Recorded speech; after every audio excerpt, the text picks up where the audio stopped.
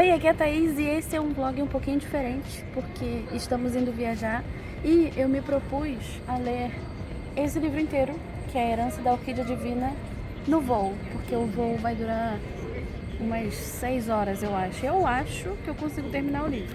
Basicamente, nessa história, a gente tem a Orquídea Divina e ela resolve convidar a família dela para pegar a parte da herança que corresponde a cada pessoa. Só que uma coisa acontece, e aí a gente vai descobrir o que tá rolando. Eu tô bem curiosa, eu parei na página 26 porque eu já tinha começado a ler e estou animada pra saber o que vai acontecer. Filmando a minha bolsinha só porque é bonitinha, tenho ela há 355 anos. Cabe os passaportes perfeitamente. Perfeitamente, mas como eu sou uma pessoa que não viaja, né? Aqui, ó. Peguei lendo antes do voo. Tá roubando, hein? Tô mesmo. Vou roubar. Mas tá certo. Tá no aeroporto, já conta, né? Já.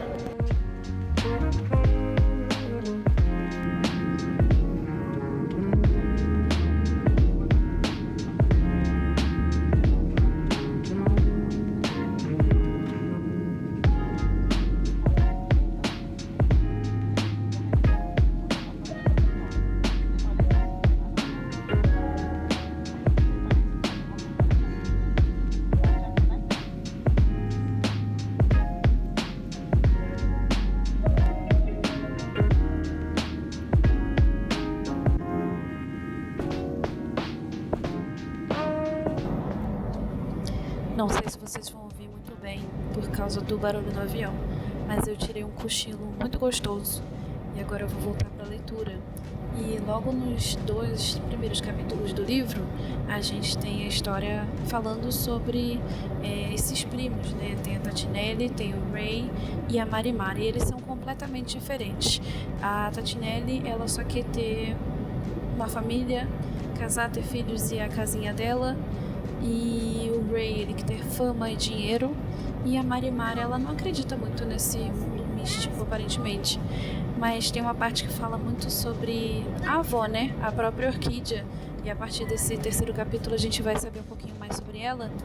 E meus olhos lacrimejaram, porque essa figura da avó é uma coisa muito mágica por si só, né?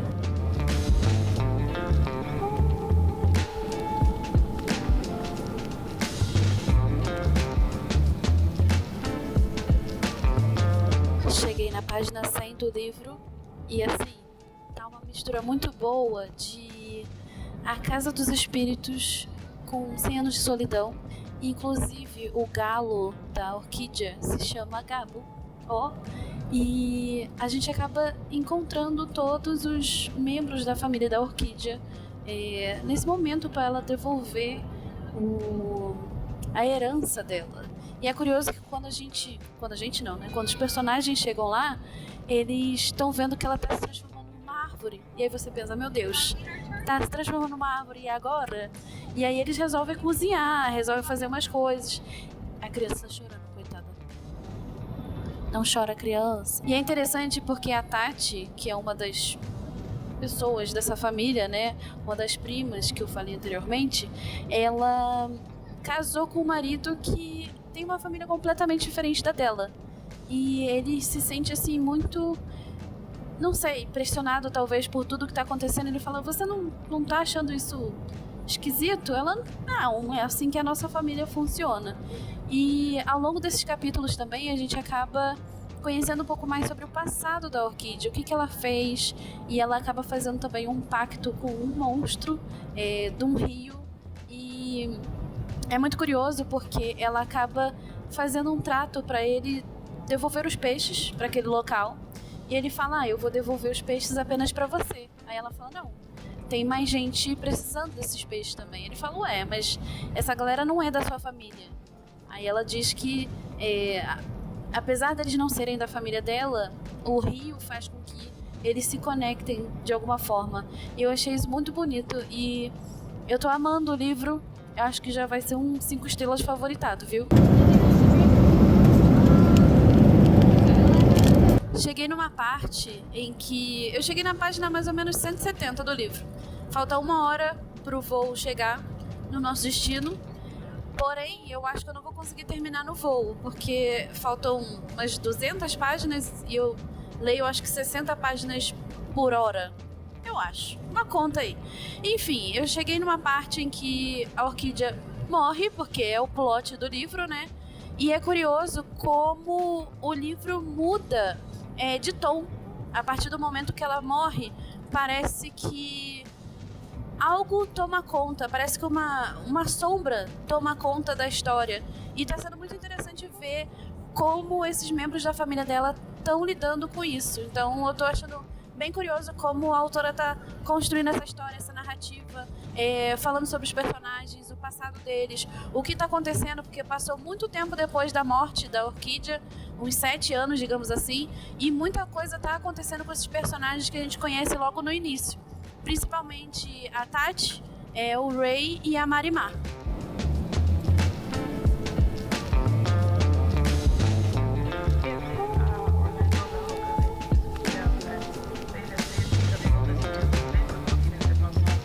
Depois do voo, eu precisei terminar umas 20 páginas do livro que eu não tinha terminado, e aí eu concluí a história, e eu vou te dizer que, assim, esse é um livro bem interessante, que na verdade ele vai caminhando entre o passado, porque a gente vai acompanhando a história da Orquídea Divina, o que aconteceu com ela, o que faz com que ela haja dessa forma de ter esse segredo gigantesco para fazer com que a família seja protegida do passado dela. Então a gente vai para o passado da Orquídea, entende um pouquinho mais a questão ali do circo, como isso entra na vida dela também, a questão familiar. E eu vou te dizer que esse não foi um livro perfeito. Longe de ser perfeito, existem coisas aqui que aconteceram que eu particularmente fiquei ué, mas como é que tu explicas isso? Como, por exemplo, essa questão de ir no passado e falar sobre coisas que estão acontecendo no presente, que ainda assim são no futuro, digamos assim, 7 anos depois que a Orquídea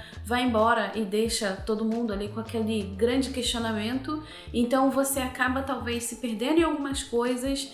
A forma como a autora insere alguns elementos fantásticos que muitas vezes não são explicados, isso talvez não seja perfeito, mas ao mesmo tempo eu senti que foi um livro muito interessante para falar sobre esses laços, sobre questões familiares, sobre o passado, e que nem todo mundo é perfeito, nem todo mundo é bondoso. E, inclusive, eu acho que a Orquídea Divina é uma personagem que tem aquela cara de vó, né?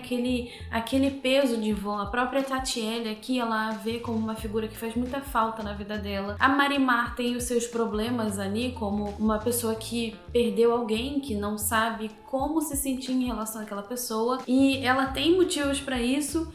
E a Orquídea Divina é uma personagem que eu diria intrigante, porque ela não é boa e nem é má. E talvez ela seja mais má do que boa, digamos assim. Mas é interessante ver como a autora tenta pintar essa pessoa pra gente, essa matriarca da família Montoya, e existem alguns percalços ao longo da história que me fizeram questionar o que a autora queria de fato fazer com essa personagem, o que ela queria mostrar pra gente.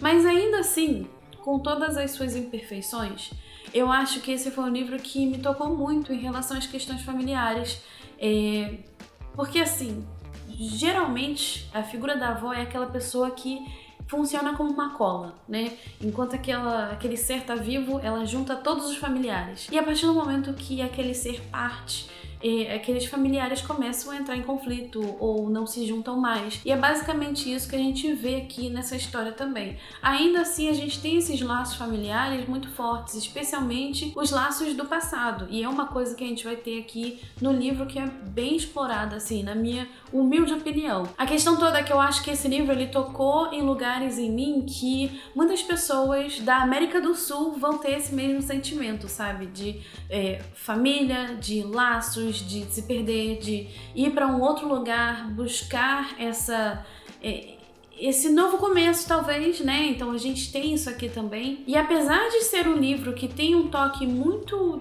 americanizado, digamos assim, a gente vê muita da influência da América do Sul aqui. Americanizado que eu digo dos Estados Unidos, né? Mas a gente vê muito da América do Sul aqui também. Então foi um livro que é uma fantasia, ele é uma mistura perfeita de Isabel Allende, de Gabriel Garcia Marques, até de Cortázar também, que a gente vai ter aqui. E eu gostei muito de ver esses elementos não apenas como uma coisa que você salpica na história, é algo que faz realmente parte daquilo ali. E você vê a magia acontecer, e você vê uma flor nascer na cabeça da criança, e você vê coisas que você fica, cara, o que tá acontecendo aqui? Então é um livro que vai ter realmente realismo mágico pesadíssimo, assim. Então é quase como se você estivesse lendo uma fantasia mesmo, entendeu?